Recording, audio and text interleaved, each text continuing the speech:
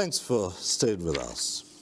Well, President Tinubu recently signed the IDP Protection Law 2025, and the objectives of the law include establishing a legal and institutional framework for the prevention, mitigation, and elimination of the root causes of internal displacement, providing protection, assistance, and durable solutions for IDPs, and safeguarding the human rights of displaced persons in line with national priorities.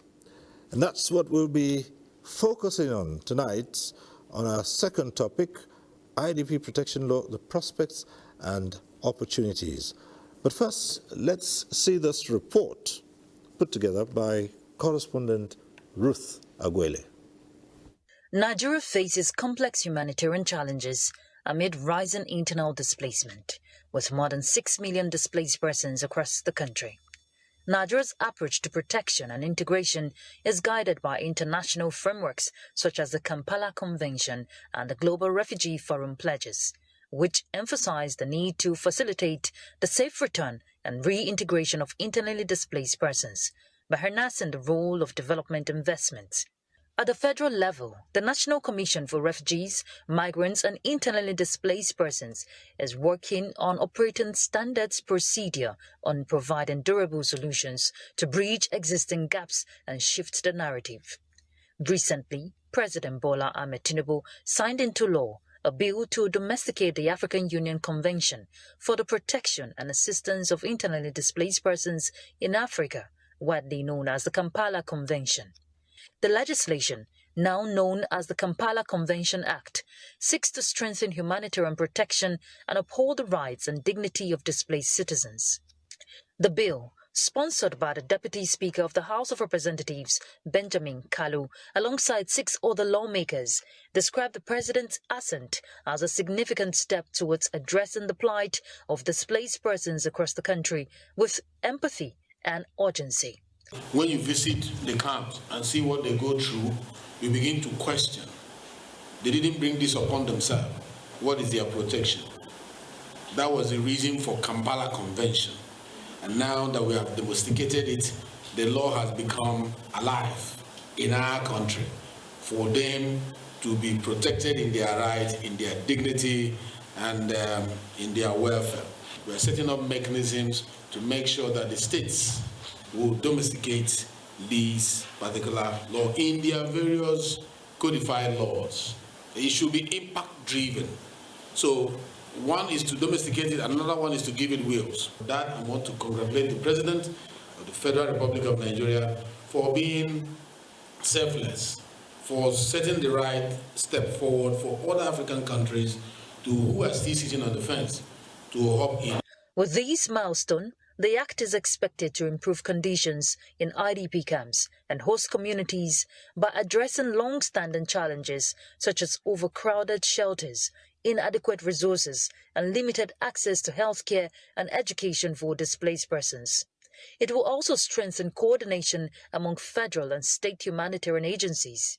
Other objectives of the legislation include tackling the root causes of internal displacement in Nigeria by giving effect to the Kampala Convention Declaration adopted in 2009, to which Nigeria and 32 other African nations are signatories. The Act will also align its provisions with the 1999 Constitution of the Federal Republic of Nigeria as amended. Right. Our report sets the tone for our discussion tonight. Let me introduce our guests. We have with us Tijani Aliu Ahmed, Federal Commissioner, National Commission for Refugees, Migrants and Internally Displaced Persons. Thanks for being here. You're welcome, sir. Also joining us is Dr. Ben Sinagro, Director of Disaster Management, Nigerian Red Cross Society. Thanks for joining us. Thank you for having me in Tuesday Live. All right. And we're joined, I believe, by Dr. Chidozie Aja, is Special Advisor on Legislative Affairs to the Deputy Speaker of the House of Representatives. He is joining us via Zoom. I wonder if we have him already on Zoom. He's joining us, but we'll work on that. And we'll also introduce our other guests if we have them. We have one or two others who would join us in this conversation. But let's start it off, since we have both the Federal Commissioner, National Commission for Refugees, Migrants and IDPs, and the Director of Disaster Management of the Nigerian Red Cross Society. But let's start with the Federal Commissioner. First and foremost, how critical is this act in strengthening humanitarian protection and the rights of displaced persons across the country? Thank you very much. The National Commission for Refugees, Migrants and Internally Displaced Persons is the agency responsible for the protection, support, and assistance to the persons of concern. What I mean by that, I mean the IDPs, the migrants, and then the refugees.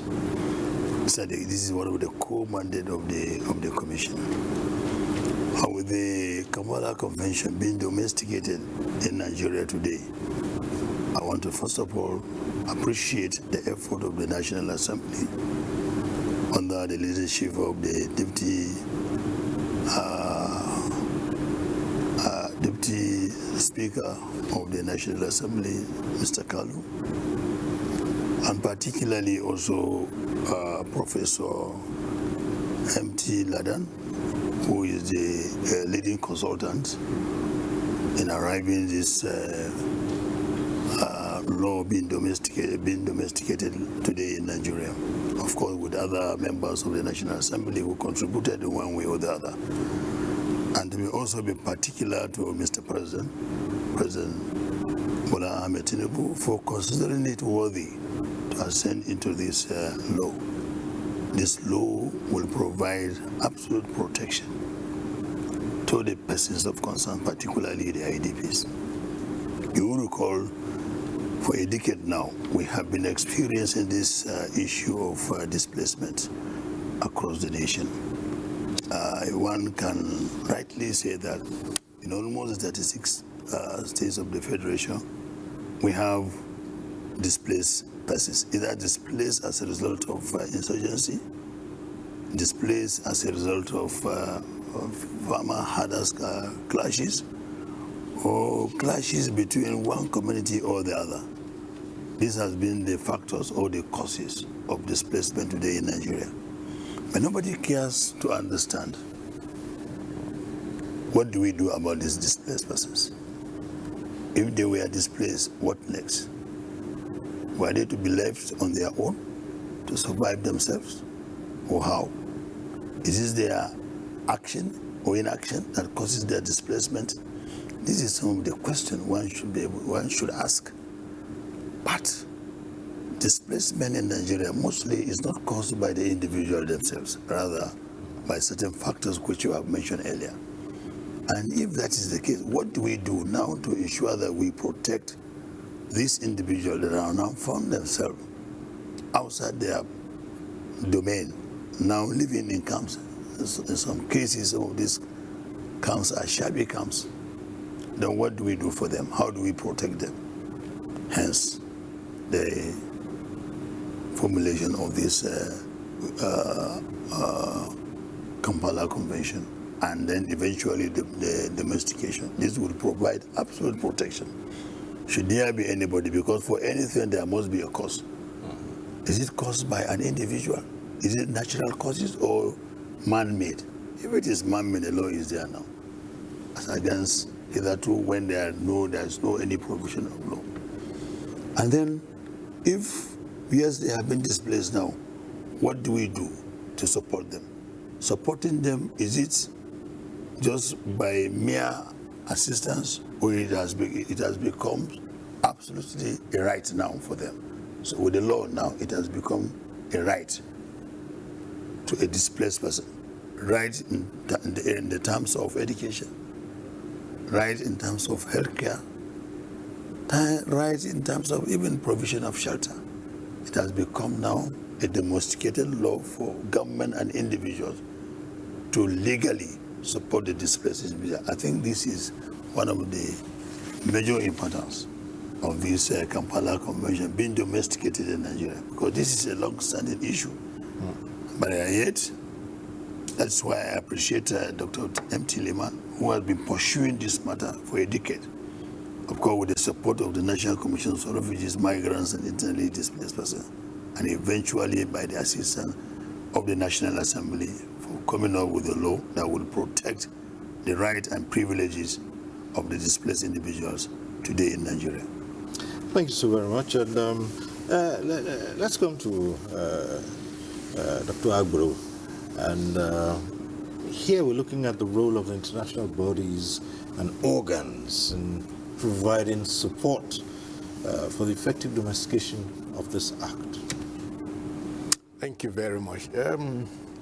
The act, as enacted by the National Assembly and ascended to by the President, it's not just for those in government.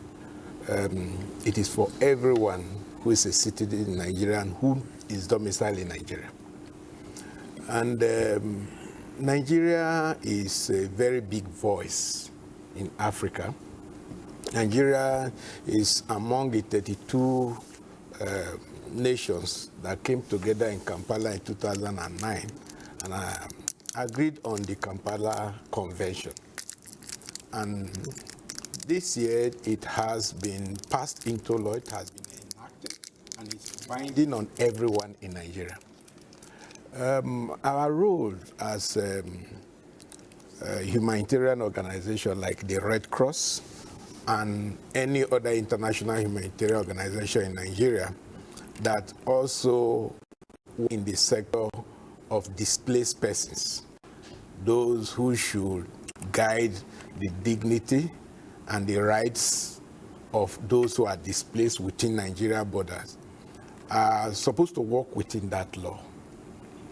Therefore, the act is an opportunity for all and sundry, for all those who have a hand in these matters that concerns IDPs, to also look at it and find a way to assist the government in achieving what the act is expected to achieve. For us in the Nigerian Red Cross, we are an auxiliary to government.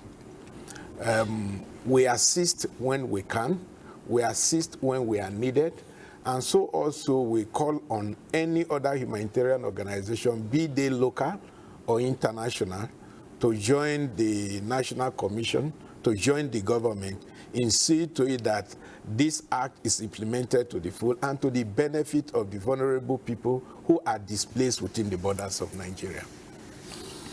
Let's look at some of the interventions before this commitment and this domestication of this act. Let's look at some of the interventions that you've been able to provide to bring succor to these persons of concern that we're talking about here. Well, you see, when we are talking about support,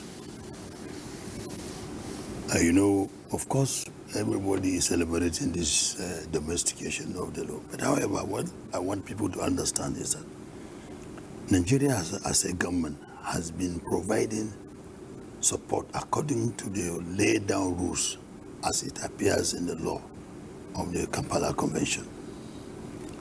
So this is not a new thing as far as Nigeria is concerned. But however, but for the fact that there is a law now that has threatened the support and the effort of the federal government and vis-a-vis other organizations such as the Red Cross. Nigeria, of course, the government of Nigeria, through the efforts of the National Commission for Refugees, Migrants, and Internally Displaced Persons,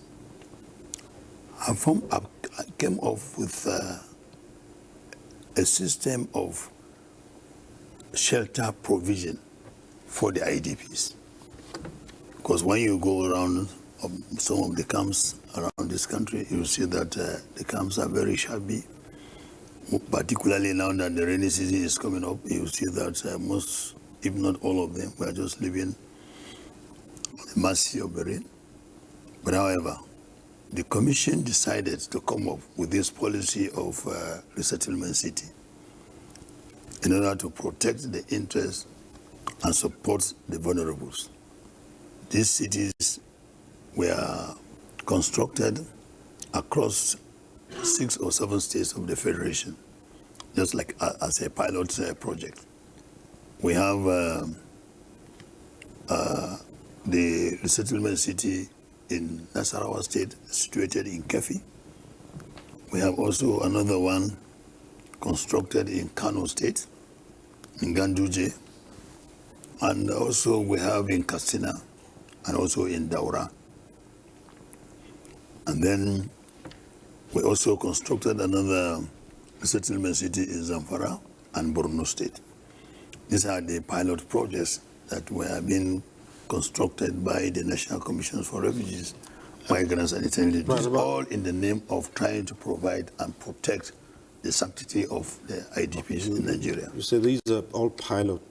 These are all pilots. Okay. Where we have... presupposes that you're extending them? Or we are extending them. Too. We are working towards ensuring that other states, they are mostly affected by this displacement, where this kind of project is also being extended to them. For instance, in Benue State and Niger State, where we have a chunk of displaced persons in Benue and Niger State. But the ones that, we try to ensure that this housing provision for the IDPs is being practically put into action. And that's why last year, in one of our activities, the First Lady of the Federal Republic of Nigeria, Senator Oluremi Tinubu, was invited and commissioned the one in Kefi, where we have resettled over 322 individuals, about 40 households were being resettled in Kefi resettlement city. We are also working towards rehabilitating the ones we have in Kano and Zamfara before the end of the year, and then also relocate some of these IDPs to these areas. So you can see, even before the ascension to this domesticated convention, Kampala Convention, Nigeria has been doing well, providing support, providing assistance in terms of health care, in terms of education to the vulnerable ones, particularly the IDPs. Within the camps where we construct these camps, we provided skill acquisition centers where we train some of them. They cannot be allowed to live till eternity. We need to put them into doing things themselves and then survive for themselves. That is durable solutions. In addition to providing shelter, we're also working in tandem with other agencies like the Red Cross, like the Action Aid, to train some of these IDPs so that they can live for themselves. Of course, most of them have left their ancestral homes and have lost almost everything. They need to be supported. They need to be assisted so that they can live on their own. They cannot continue to be beggars all the time. And this issue of providing them with envelope should no longer be there. We should be able to give them durable solutions. And in line with this, we are now constructing a massive and well-expanded skill acquisition center for the North Central in Niger State, where most of this crisis is being reoccurring. And in the next few weeks, the first phase of that project will be completed. This is in line with the provision of durable solutions to the IDPs. A key aspect of all of this is the prevention of addressing the root causes of displacement. Easily to come to mind. Conflicts and disasters, natural disasters. And we have both in this country, and to a large extent, a huge chunk of the IDPs are the result of conflicts of various types, including the insecurity that pervades virtually all parts of the country today. And if this law seeks to address those root causes, then it has to go a long way. And first, people would ask, how do you begin to address this? Those of the natural disaster, and of course the one that's arising from conflict situations. Thank you. This piece of legislation is a complete one. Like you said, it seeks to prevent, to mitigate, and to address the outcome of these issues you mentioned, and protect and provide livelihood for those who are displaced. If you look at the drivers of conflicts in Nigeria, you will see that they have remained consistent for some time. We are looking at the Bay State, the Borno, the Yobe, the Adamawa State, and for some time now, for decades, it has been there, and it doesn't seem to abate. So a lot of people are being displaced from that. And of recent, it is going down to the north-west and then the north-central. These drivers are not just conflict. They are also natural cause and climate shocks. So you are looking at flood, you are looking at herders, farmers conflict, you are looking at multi-dimensional poverty. These are the drivers of the issue of internally displaced persons. So there's a lot of population movement going on in Nigeria. And this law seeks to address all of it. Like we said earlier, if every hand is put on deck, we should be able not just to mitigate, but to a large extent reduce the number of people who move from one side of the country to another within the borders of Nigeria. How do we do this? The Commission has just said that we need durable solutions. And durable solutions will involve provision of security,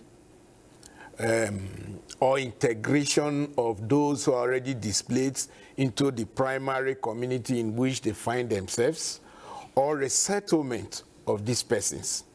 So it's a long-term project. It is not something that you do in a jiffy. It has to be planned, and every hand must be on deck, not just the government alone. Those who are active in the humanitarian sector in Nigeria, the United Nations organs, the private sector, and even the community need to work on this for us to have the durable solutions that we seek. You see, yes. In line with what he has said, and in what the National Commission for Refugees is doing, in order to stem out this issue of conflict and crisis, which eventually result to displacement. One, of course, the Commission is in liaison with the security agencies, in discussion with the NSA's office, and then if you watch some few weeks ago, I was with the Chief of Army Staff too, all in the name of trying to see how we can collaborate in the area of provision of security to the displaced individuals, and then prevent the reoccurrence of some of these issues. In addition to this, the Commission is also in collaboration with a very special organization that provides for this, they call it LIPMAN. This, we are trying to collaborate with LIPMAN. We get a very vast area of land and plant grasses for the consumptions of cattle, as against allowing the cattle to be rearing all over and then creating confusion or creating problem between the herders and farmers. These are some of the solutions we are trying to provide so that the issue of crisis between the farmers and herders will become an issue of the past. Aside all these other effort that the Commission, through the support of the government, we are doing to ensure that we provide absolute support and absolute durable solutions for the internally displaced persons. How huge and difficult is this situation? I mean, you get to hear of reports of almost whole villages fleeing, terrorists fleeing their ancestral homes and moving to the next place that looks even a little bit safer than where they're coming from, bringing other challenges, pressure on social amenities. In fact, many have had to flee to cities and towns. And coordinating all of this is certainly not an easy task. Yes, just like my colleague have just rightly said, it is all hands on deck. It must have to be all hands on deck, and not the government alone. Of course, the private individuals, the captains of industries must have to come in, particularly the big shots in the captain of in the industries. And that's why I have mentioned earlier where we have gone into collaboration with some of these captains of industry by way of trying to provide them with the information of what really is happening on ground. Sometimes you'll be mentioning issues. When you don't approach somebody, he might not understand it the way you want him to understand. But by getting closer and then collaborating, it will provide a solution. And the National Commissions is now into collaboration with the Dangote Foundation, going into collaboration with Nanjuma Foundation, T.Y. Nanjuma Foundation. We are also in discussion with the Abdul Samad Foundation. All these are big captains of industries that we are trying to bring them into this fold so that they can understand the quantum of this crisis, and then bringing them into supporting and assisting the displaced individuals. When we are constructing houses, how many houses will the federal government construct to assist the displaced individuals?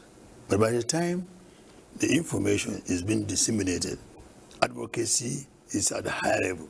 Of course, people will begin to understand the need for them to come in and join hands together to ensure that we support these displaced individuals. But in the area of security, of course, you can bear me with within the last few months, if not for the recent occurrence, we have been having an average peace within the sphere of this country, but only for what's happened just about a week ago in Maiduguri. Otherwise, the ones in Niger, I think it has subsided. What is happening also in Benue has reduced the barest minimum. And of course, in Yobe, you have not been hearing any crisis again in Yobe and Adamawa. But for what's happening in Borno, I think this is another special thing that probably, I'm sure the security are also working towards ensuring that they get into the problem and solve it once and for all. Thanks for staying with us. It's about the IDP Protection Act. That's what we're looking at in this segment. And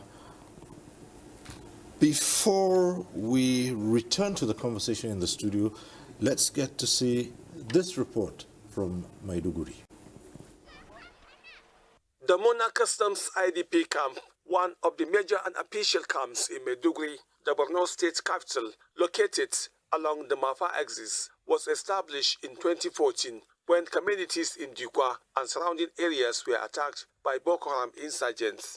Since then, the camp has gone into a temporary settlement for thousands of displaced persons who fled violence in search of safety. Today, more than 10,000 residents from Boboshe and other neighboring communities live here, holding on to the hope that one day they will return to their ancestral homes. We are suffering here. Our temporary shelter has started leaking due to damage caused by prolonged exposure to sunlight, and the wooden support have been damaged. We are appealing to the government for more support and protection. But life in the camp remains far from easy, as residents say access to basic social amenities is limited, highlighting inadequate toilet facilities, absence of a fully functional healthcare center, and insufficient learning opportunities for children. We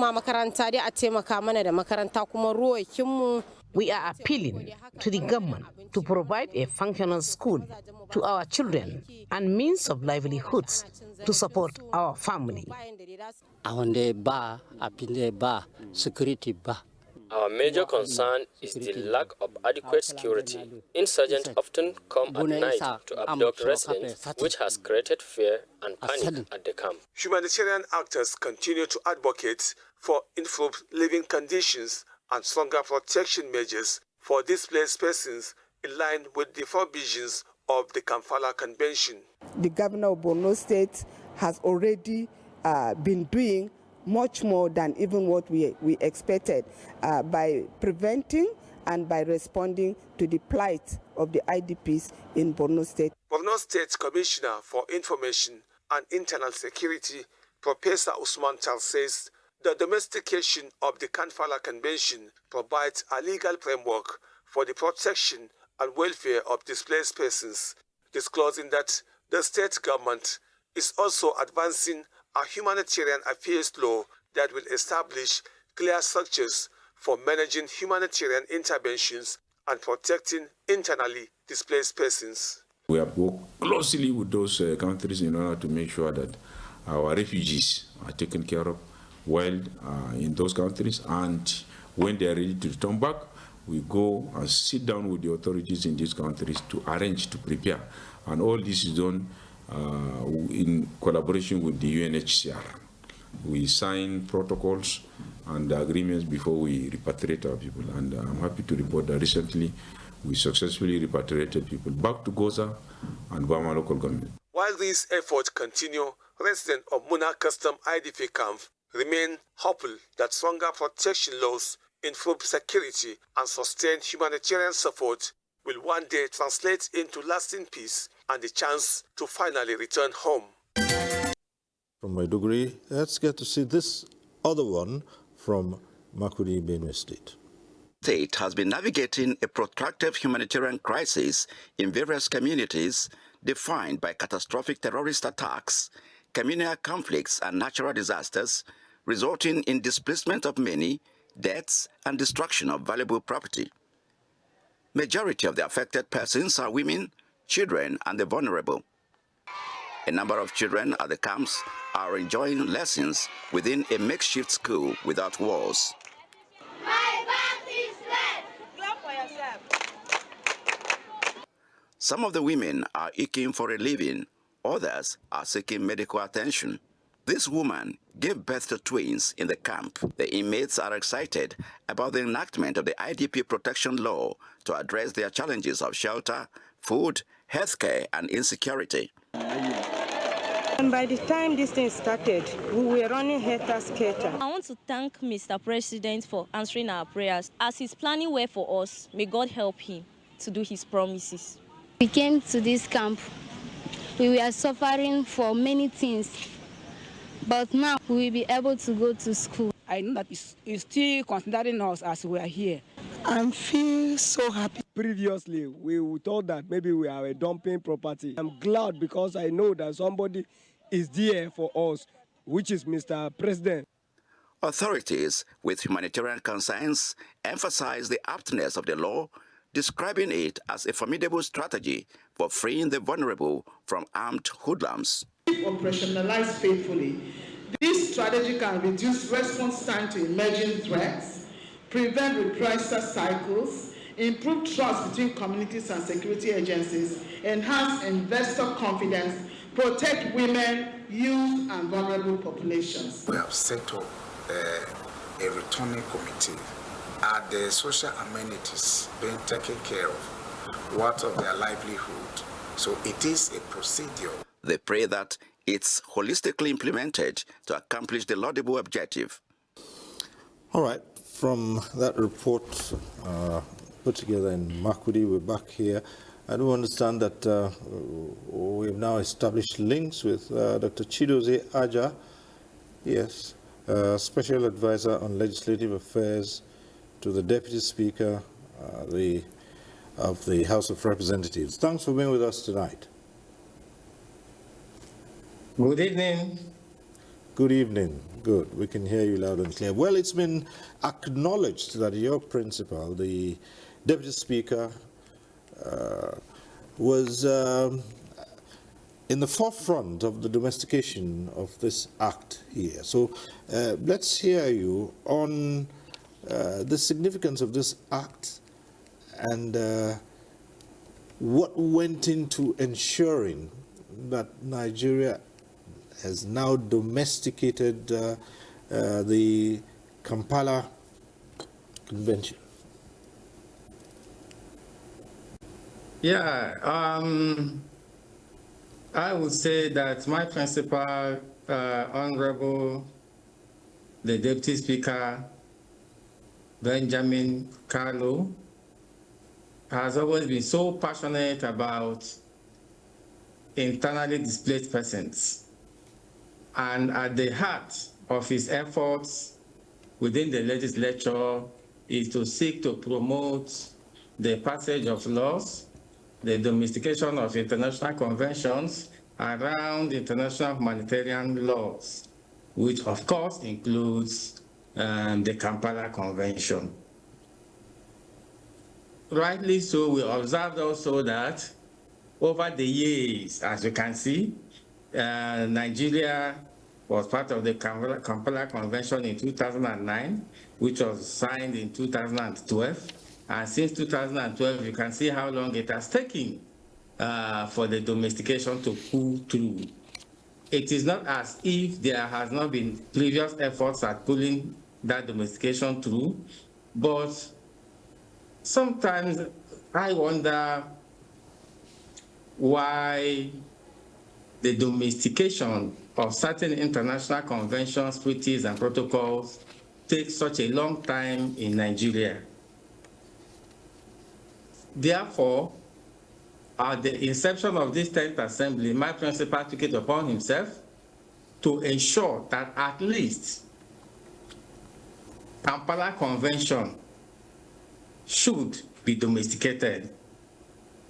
And that prompted his activities, his efforts towards repairing the bill once again, pushing the bill within the system, ensuring it is passed again by the House, lobbying across the Senate to ensure that Senate give concurrence to the bill, and then pushing through to the executive to secure the assent of Mr. President. And now the Kampala Convention is domesticated and ready to be enforced in Nigeria. All right, thank you very much. We'll return to you in just a moment, but let's look at this aspect of it, another key aspect: voluntary return, local integration, and relocation. Some might ask, at what point do you think that, especially for those displaced as a result of conflict, it is safe enough to return?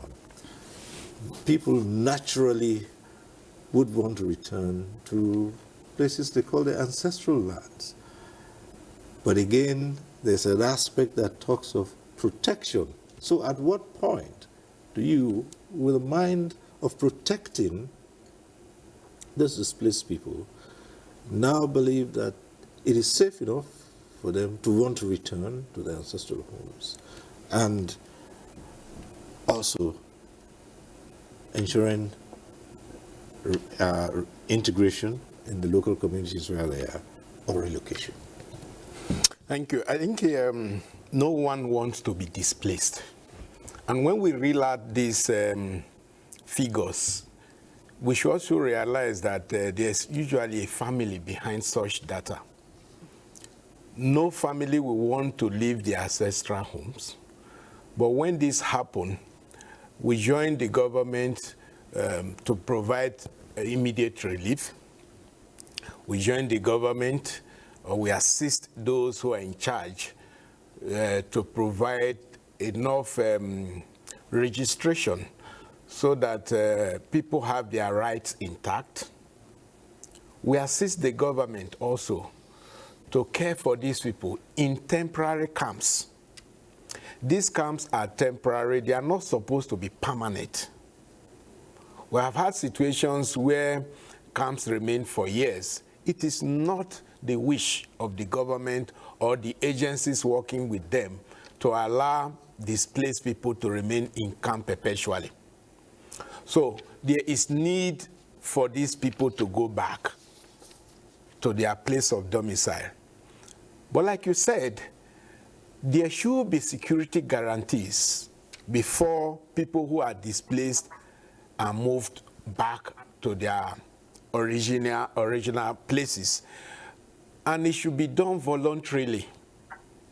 It should not be forced. And all the indices should be in place for them to go back. Security, health provision, there should be provision for their kids to go back to schools. And it is only the government that can guarantee this. Therefore, the government, the partnering agencies, the communities, and the displaced persons themselves have to agree on what mode of resettlement that is applicable.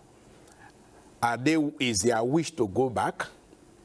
Do they wish to be reintegrated with the host family, community? Or is the government planning a more reliable settlement elsewhere that they can be relocated to? So it takes a lot of planning. It takes a lot of resources. It takes the agreement of everyone involved to achieve one or the other. You also find this, even in the case of natural disasters, people are reluctant to leave their... Yeah. And so, what's the level of advocacy? You see, while we are trying to ensure that we provide safety, protection, and assistance to the POCs, we must also look at the side of the POCs, the displaced persons. And from the practical experience that I had as a commissioner in charge of IDPs, take for instance some of the camps we have around Abuja. Even if you build a golden houses to some of these IDPs in their place of abode, they will not go back. And that's some of the experience that I had.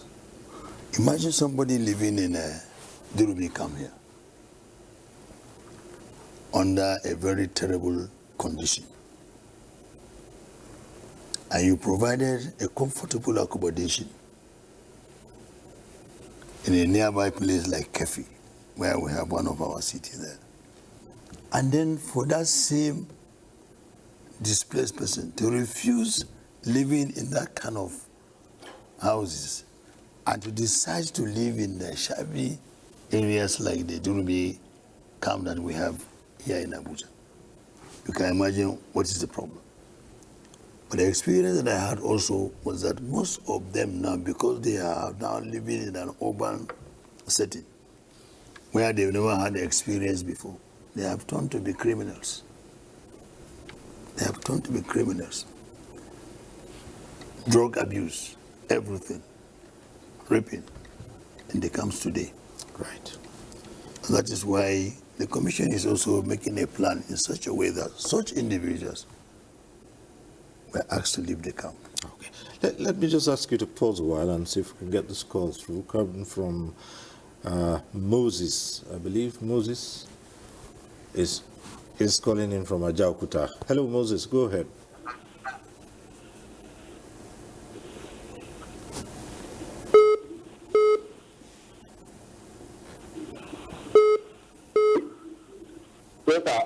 Good evening, sir. Good evening. Good evening, sir. Good evening. Hello, sir. Yes, Moses, go on. Hello, sir. Good evening, sir. Good evening, Moses. Go ahead with your question or comment. Yes. May the Lord Almighty bless you all as you are talking about our country, Nigeria. Thank you, sir. The major thing is that we are talking about security in the country. And the purpose of this security is to enable us to be peaceful all over the country. So, what is the reason in which the security men... Hello? Hello? Yes, go ahead, Moses. Go on. Hello, sir. Go on, please. Hello, sir. Oh, dear. Moses, just go ahead. We're listening. Hello. Are you listening, sir? Yes, we are. Go on. Hello?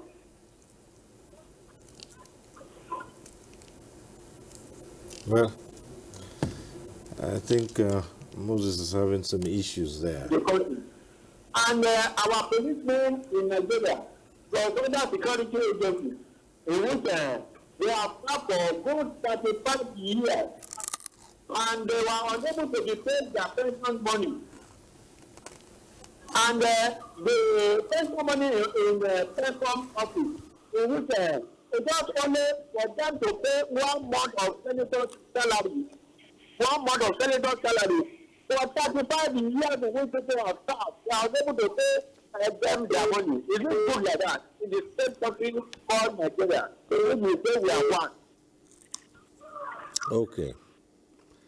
All right. Thank you, Moses. I think... Thank you.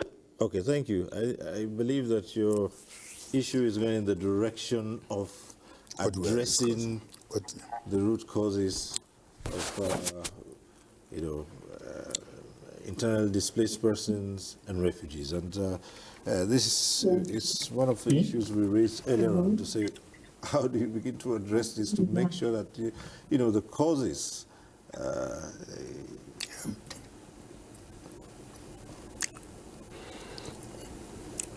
Well, you see, just like I'm saying, this issue of displacement and then support and care has a lot of connotation. Because no matter how you want to assist or support somebody, you must agree with the level of the position he is today. If somebody is a displaced individual and he lives in a camp, and you provided a better accommodation for him and refused to go, I think this is a very serious matter. In addition to that, for a displaced person who is living in a very terrible condition, and again becoming a criminal in the area of drug abuse, raping. So again, these are challenges you These found are some of the challenges you found within the camps. Within the camps as well. And so they become set up to provide support, but they now lead into something. They do something. Right. That is on that area. Okay. Let's hear from Garba, who's calling in from Kaduna. Hello, Garba. Go ahead.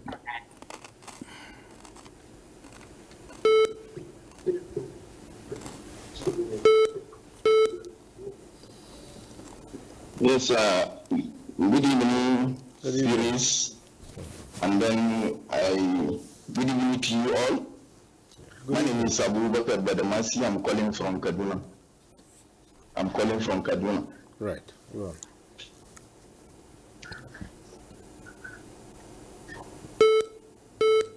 Yes. Mr. Series, my question is to the Honorable Commissioner. Obviously, the internally displaced persons, particularly here in Kaduna, I don't know the problem. those internally displaced persons, they are running from the camp. Some of them cannot even, the camp is not even conducive for them to remain, to the extent that maybe because of one reason or the other. They run away from the camp, roaming on the street, particularly in Kaduna, where you see them roaming on the street, homeless. What is the commission is doing to return those homeless, internally displaced persons back to the camp? This is my question. Right. And my regard to our guest, Honorable Commissioner, who is making efforts, and we're appreciating his efforts. Thank you so much. Right. Thank you very much. I believe that he heard you. Thank you, Mr. Garba. You see, for the records in our office, we have an office in Kaduna. We established an office there at the Federal Secretariat there in Kaduna. But I don't think we've had any reports from the office there about what you are talking about. But I know that sometimes when we had this issue at the Tudunbiri or so, this is one of the area around Kaduna area that we have serious displacement. The commission was there live, and support were being provided. But however, I mean, most of them who are from this Tudunbiri never left their ancestral homes. They still remain there, and we made them there in Tudunbiri. But the ones you are talking about that have been all over Kaduna, along the street, I don't think the commission is aware of their presence, because, you know, for us to provide support and assistance, we must have a record, their locations, where they are living, where is the camp is situated, and so on and so forth. But in our record, I don't think we have any displaced camp settled in Kaduna town. I'm very, very, very sure that we don't have any camp in Kaduna town. Probably around Kaduna areas, but however, not in Kaduna town, as you've said. Thank you. All right. We have another call coming through from Jos this time.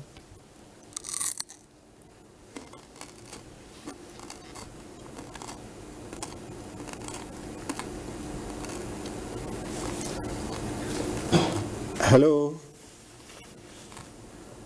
Just quickly tell us your name and go ahead with a question or comment you have with regard to anything. Yes, thank you. Go ahead.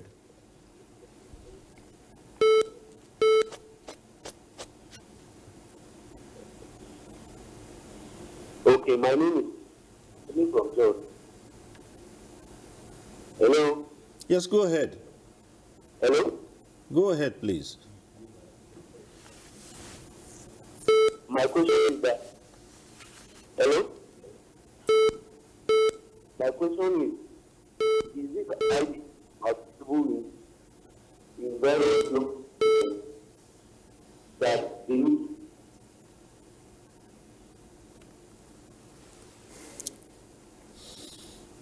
Unfortunately, there's a lot of static on that line, so it's not clear.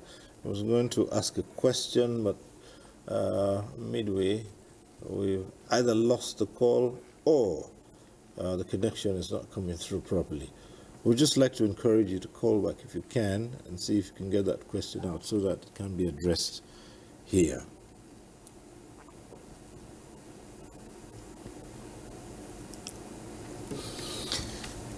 All right.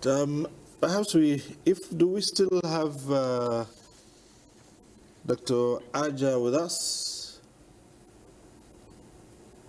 Yes, you're right there. Well, you've had some of the concerns that have been raised, and this matter is not just going to be laid to rest by legislation alone, and there's a lot that needs to be done. Absolutely. I believe the first things should be done first. Now that there is a domestic law in place to guarantee the rights of IDPs, to establish obligations for government and other agencies, it is a right step in the right direction. but it's not yet Uhuru. It is only a step in the right direction.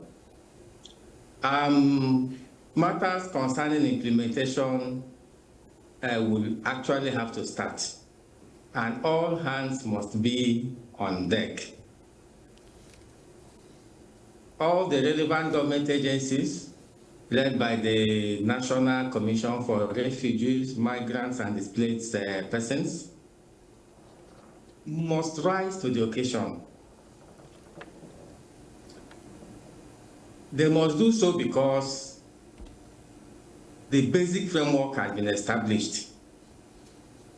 And that also tells us, and that also suggests, that the budgets of these agencies of government will have to take a new turn going forward. The durable solutions being provided by the Commission for Refugees, some of the improved IDP camps they are building across the nation, across the federation now, some of the skill centers they are trying to put in place will have to receive improved funding. That aspect is the role of the legislator or the legislature to assist in doing so. But then there must be concerted efforts towards reviewing, restructuring their budgets such that the legislature will do their part in moving forward. Then also, civil societies, international development agencies are not to be left out. In fact, we are of the opinion that going forward, there must be a kind of consensus around the implementation of this law that has just been signed. All right. Matter of implementation and all that. Well, okay, we have another call coming through. Okay. Now we have Ada calling in from Jos too. Ada, hello, Ada. Hello? Yes, I don't think we've heard from you. Ada, yes, Ada, calling from Jos. Yes, we haven't heard from you for a while now. I appreciate with key interest what you're talking about, the IDP, all about this convention or whatever. I'm not excited about it because nothing will happen. There's so much corruption in Nigeria. It's just very root of giving room for siphoning money. That is what is going to happen. Why don't we focus on prevention? Even in the medical field, they say prevention is better than cure. Why can't there be concerted effort on how to reduce those factors that are making us have too many IDPs? That somebody is an IDP, after somebody been in a place for 10 good years in a camp or above, and you call that good enough? No matter the kind of producing you provide, it can never be the same when the person is in the person's home. Why can't we pass it on how to even get them back to their room? Every day, so that everything is becoming worse. Power, the other clashes. Can't we enact a law to open trade nationwide and make them to have branches, try to reduce that aspect? Why can't we focus on that for what in Nigeria? We don't have the capacity to do this you're talking about. Even if you give the whole money to do it, it will not happen. Corruption is so much. I don't know. It's really sad that you're right. It means they are denied education, you don't have toilet facilities, you don't have medical whatever. Even those of us that are living at home, do we have these facilities in the first instance, also for somebody who is displaced? Let's get serious as a country. All the same, let's not give up on Nigeria that do matter. All right. Thank you very much for calling in. Well, you heard the caller, and she's made some very pessimistic views here, saying this will probably not end with any tangible results. You want to address that? Well, for some certain reasons, you cannot just throw away water and then the baby inside the water. You must always find a way out, no matter how you don't believe in whatever government is doing, yet you must believe with the effort of the government of this country, particularly in this area of supporting and protecting the displaced persons.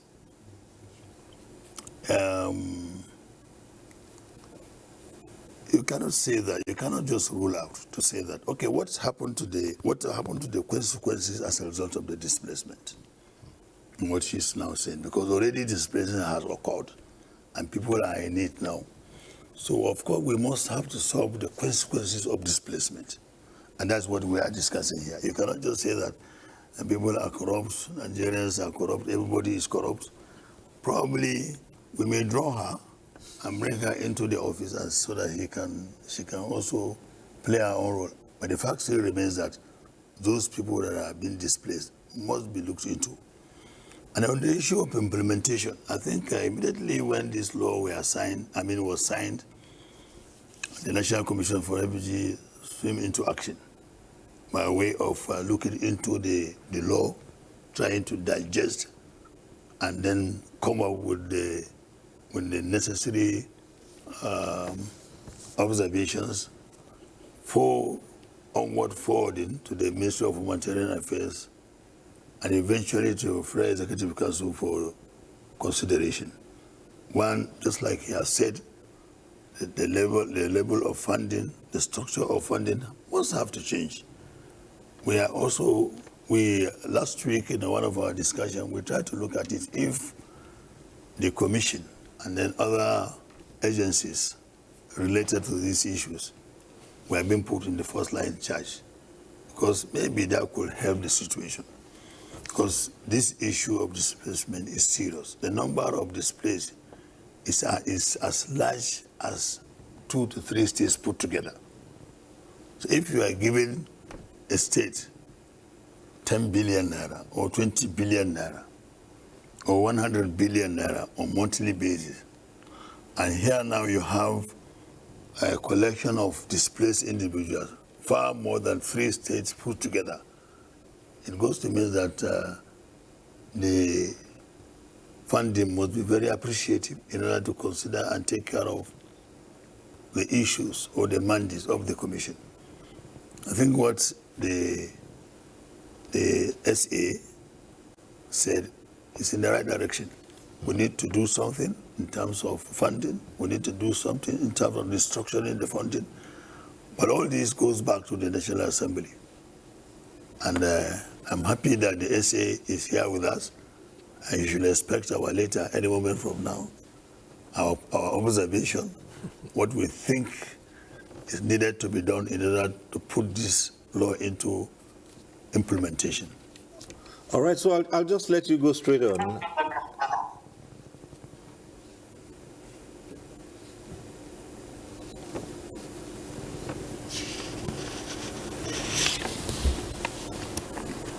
Dr. Haja, I'll just let you go straight. Yes. Yes. Absolutely, as the National Commissioner has said, we respect his letters, and I want to say I believe the National Assembly will play its role, especially speaking for my principal. I would say the same zest, the same gusto with which he has pushed the bill for the domestication and enforcement of the Kampala Convention is the same zeal with which he will respond in pushing the system to ensure that all the enablers of the implementation will be in place. And I want to also say that, however, we as Nigerians don't want to believe or have faith in the efforts of government at certain times or certain projects, we must tell ourselves the truth. We may not be where we want to be, but we have left where we were coming from. And it can only get better. All right, thank you. And we'll return to the studio here, and let's talk about the Rabat process, for instance. Nigeria held the chairmanship for a year and only recently handed over the baton to Switzerland. What are some of the strides that were recorded and the impact made during that 1-year tenure? Well, thank you very much. Nigeria took over the leadership from Portugal in 2024 and went through as chair of the process between 2024 and 1st January 2025 to December or January 2026, where it handed over to Switzerland. One of the major impacts of this process is the Nigerian ability to, one, lead the world. We led both Euro and African countries for a complete 1 year. And at the end of the program, Nigeria was able to produce a knowledge project, which we refer to as Abuja Knowledge Project, in the area of the integration. Today, I want to tell you that it is the Nigerian product or the integration that all the African countries and the European countries who are members of this Rabat process, because completely we have about 57 members in the Rabat process. Now,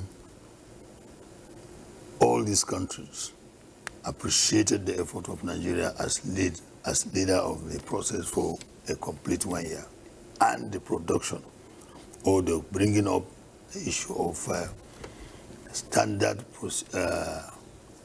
procedure for the integration, which is now being used by all members of the Rabat process. This is a very welcome development. So the reintegration now, or the knowledge product, is not just a document. It's not just a document. It has become a practical issues now that are being used by almost all the countries that are members of the Rabat process. I think this is kudos to Nigeria. And not only that, we're able as lead government, lead country for a year, 2025-2026, we're able to discuss, relate, and collaborate with other international world, where we look at the issue of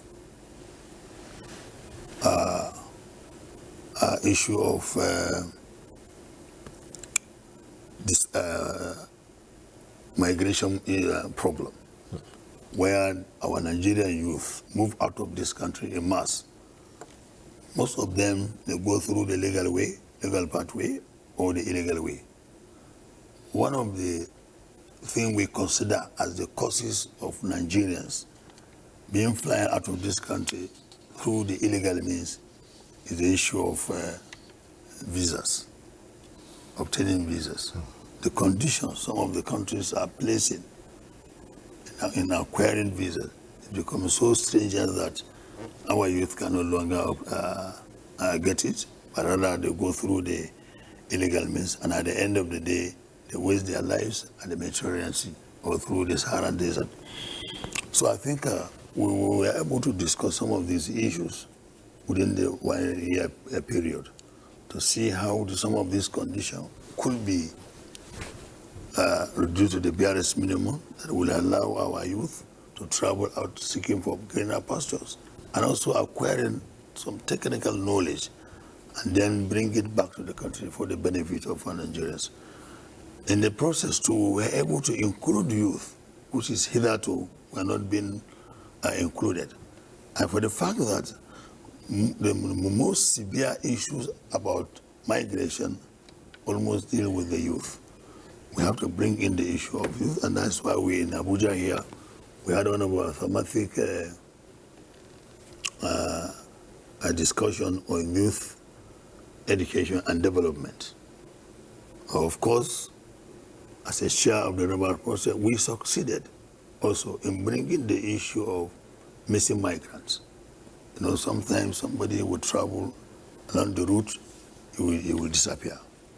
We have to bring in that issue for discussion on the table, and exhaustively those issues were being discussed. And thank God, because of the level that Nigeria has taken the rebel process, the Switzerland now are shaken to see whether they can fit into the shoe that Nigeria has just left.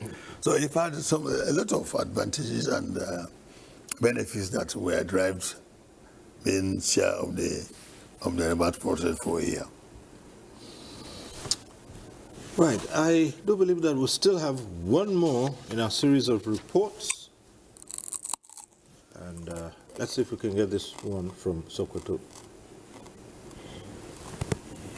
In the protection of internally displaced persons with the signing into law of the IDP Protection Act 2026 by President Bola Tinubu. The legislation domesticates the African Union's Kampala Convention and establishes a legal and institutional framework aimed at preventing displacement while providing protection, assistance, and durable solutions for affected populations. Experts in Sokoto say the development could mark a significant turning point in addressing displacement caused by conflict, natural disasters, as well as security challenges such as banditry and insurgency. These vulnerable people can now enjoy the same rights as every other person.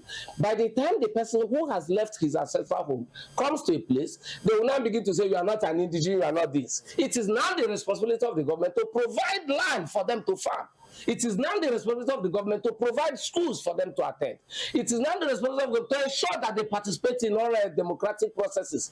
While acknowledging the efforts of governments, humanitarian organizations, and other stakeholders in responding to the needs of displaced persons, they stress that stronger accountability, better coordination, and sustained political will are essential for the success of the law. They don't have any way to enforce their rights. They are only seeking intervention from the NGOs, from the local communities, host communities and government, which they cannot enforce before any court of law. But now, from this time onward, the IDPs have legal basis that they can enforce their human rights, any violation, and even the governments, they are now be held accountable and responsible.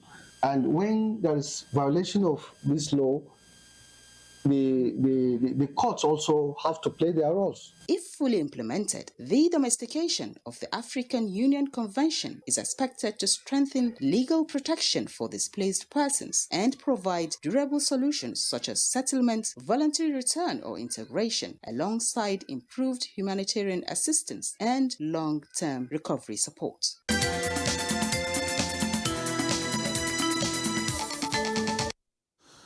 Dr. Agbaru, one of the challenges you find in situations like this, Nigeria is a signatory to a number of conventions. Sometimes what you find is here at the center, it's domesticated, and there are challenges with the subnationals keen into this. This particular act is one that concerns have been raised about how the subnationals are keen into this and responding. And some say it's not quick enough. Well, the act has just been assented to, and at the federal level, implementation has started. And in the various subnational, in the state government, and also at the local level, every level of government have responsibilities for IDPs. For us in the Nigerian Red Cross, at the headquarters, We work with the Commission, we work with the NEMA, we work with the Ministry of Humanitarian Affairs in favor of the vulnerable people. And as a matter of fact, any support, any protection, any livelihood that you give to an IDP is a service you give to one set of the most vulnerable Nigerians you can find. Those who are displaced from their farm, those who are displaced from their houses, children who are displaced from their schools.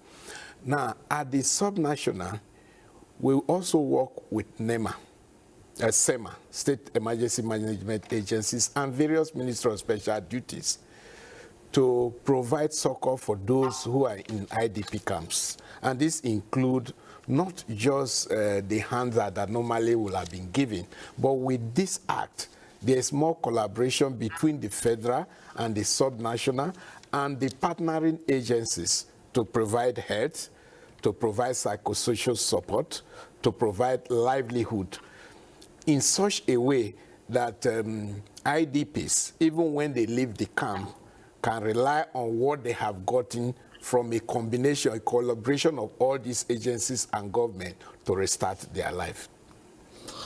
But well, I can see that there is more to this, because even before the ascension of this law, the subnational are beginning to realize that there is a need for them to join hands with the federal government in order to provide succor, support, and assistance to the displaced individuals.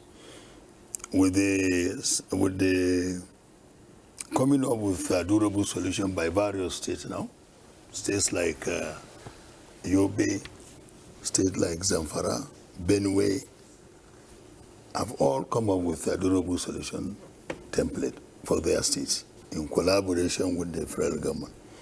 Of course, the federal government is also working towards a holistic template for durable solution, which will also be applicable to the subnationals. Of course, just like my brother here rightly mentioned, the SEMA from all states are in collaboration with the federal government, particularly with our office.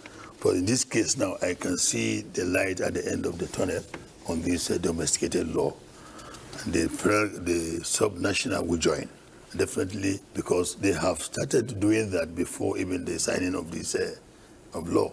So I can see the light there. I can see that we are going to get a great support and complementary support from the state government.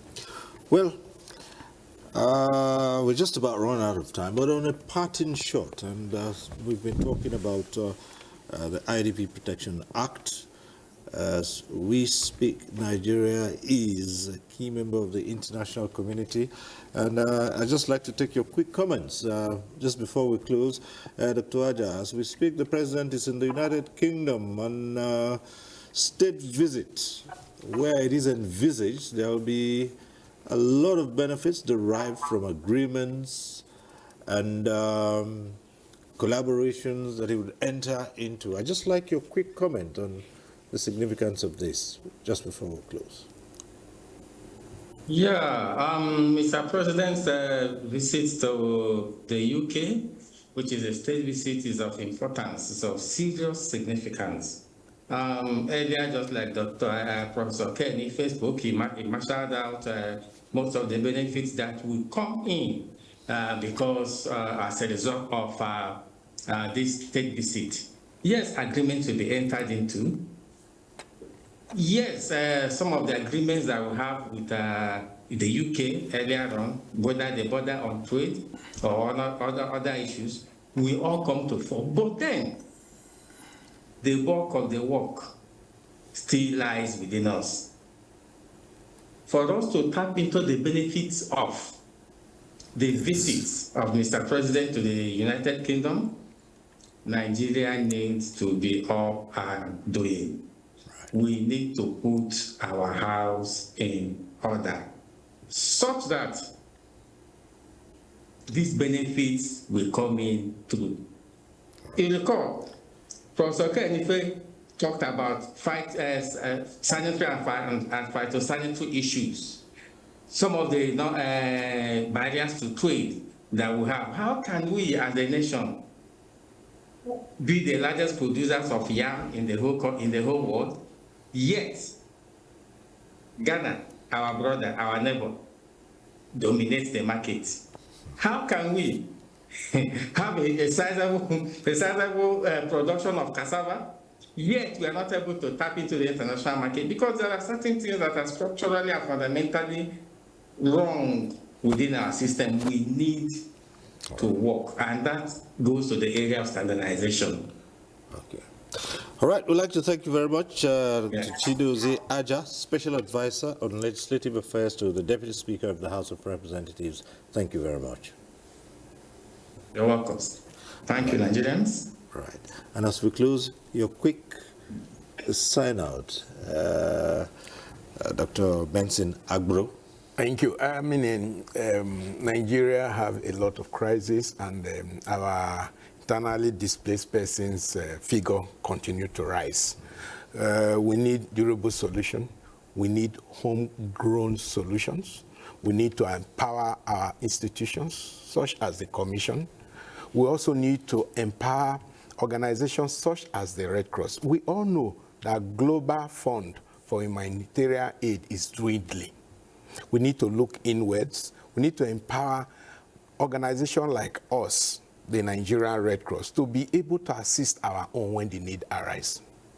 All right. Thank you so very much for your comments. And well, yes. I will just say I want to inform our POCs that let them have hope to this country. Let them appreciate what the government is doing. And let them know that government is with them. It has never in any way forgotten about their condition, and then to also inform them that government is doing all things reasonably possible to ensure that there's security, their livelihood, their rights and privileges are being protected by government. That the government has taken that responsibility and will ensure that that responsibility is being taken care of. All right. And it is on that note we must end this conversation and say a big thank you to Federal Commissioner Tijani Aliu Ahmed of the National Commission for Refugees, Migrants and Internally Displaced Persons. Thank you so very much. And also Dr. Benson Agbro, Director of Disaster Management of the Nigerian Red Cross Society. Thank you. Thank you for having me. Right. And it's thanks to you too for being with us thus far. Next week, NTU Tuesday Live will be back. I'm Cyril Stover. Bye for now.